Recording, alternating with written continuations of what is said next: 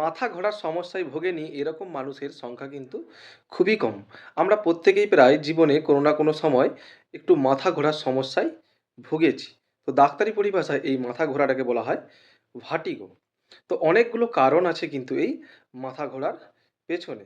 সাধারণত আমাদের মাথা ঘোরার সমস্যায় যে লক্ষণগুলো দেখা যায়, আমাদের চলতে ফিরতে গেলে মাথা ঘুরে, পা টলটল করে, যেন শরীরের ব্যালেন্স হারিয়ে যাচ্ছে, এবং কিছু ক্ষেত্রে দেখা যায় শুয়ে থাকলে ঠিক আছে, একটু এপাশ ওপাশ ঘুরতে গেলে বা শুয়ে থাকতে থাকতে উঠে পড়তে গেলে মাথাটা খুব জোরে ঘুরে যায়।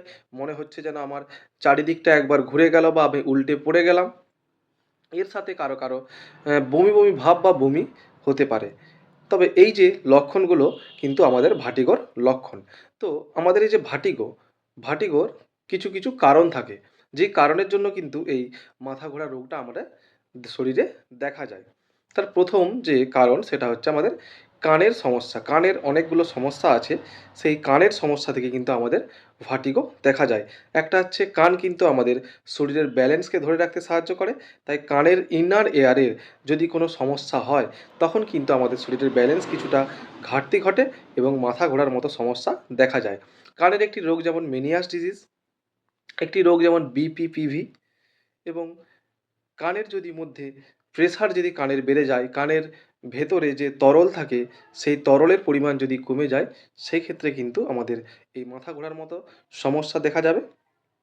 এই ধরনের মাথা ঘোরাগুলোতে একটু গা বমি ভাব, শরীরের ব্যালেন্স বা ঝিমুনি ভাব, এই ধরনের সমস্যা দেখা যায়। এরপর হচ্ছে আমাদের মস্তিষ্কের কারণে, অর্থাৎ আমাদের ব্রেনে যদি কোথাও রক্ত সঞ্চালনের ব্যাঘাত ঘটে, হেমারেজিক স্ট্রোক হয়, ইসচেমিক স্ট্রোক হয়, ব্রেনে কোথাও রক্ত সঞ্চালন আটকে গেছে, ঠিকঠাক যেতে পারছে না, বা কোথাও রক্তক্ষরণ হয়ে গেছে, এই ধরনের সমস্যার জন্য কিন্তু আমাদের মাথা ঘোরে। এবং তার সাথে ঝিমুনি ভাব, হাঁটতে চলতে গেলে যেন মনে হচ্ছে পড়ে যাচ্ছি, পা টলছে, এই ধরনের সমস্যা কিন্তু দেখা যায়। আরেকটা হচ্ছে, যদি কারো ভাইরাল ফিভার বা কোনো অসুখ হয়, ধরুন কিছুদিন আগে জ্বর সর্দি গলা ব্যথা এই ধরনের সমস্যা হয়েছিল, সেটা সেরে গেছে, সেটা সেরে যাওয়ার পরে কিন্তু আপনার মাথা ঘোরা বা গা টলটলে ভাব এটা এসে গেছে।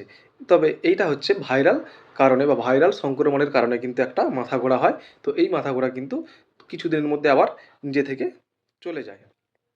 আরেকটা হচ্ছে আমাদের মানসিক চাপ বা অবসাদ থেকে মাথা ঘোরা। যারা কোনো কিছু নিয়ে চাপে থাকেন বা দুশ্চিন্তা করছেন, দীর্ঘদিন ধরে রাত্রে ঘুম কম হচ্ছে, তাদের ক্ষেত্রেও কিন্তু ভার্টিগো দেখা যায়। তবে ভার্টিগো সাধারণত ৩ থেকে ৪ দিন, ৫ দিন পর্যন্ত অনেকের বিভিন্ন কারণে থাকতে পারে। যদি দেখা যায় যে আপনার ভার্টিগো দীর্ঘস্থায়ী, ১০ দিন, ১২ দিন, ১৫ দিন কেটে যাচ্ছে, আপনার মাথা ঘুরছে, গা হাত টলটল করছে, হাঁটতে চলতে অসুবিধা হচ্ছে, এই ধরনের সমস্যা হলে আপনারা অবশ্যই দেরি না করে ডাক্তারবাবুর পরামর্শ নেবেন।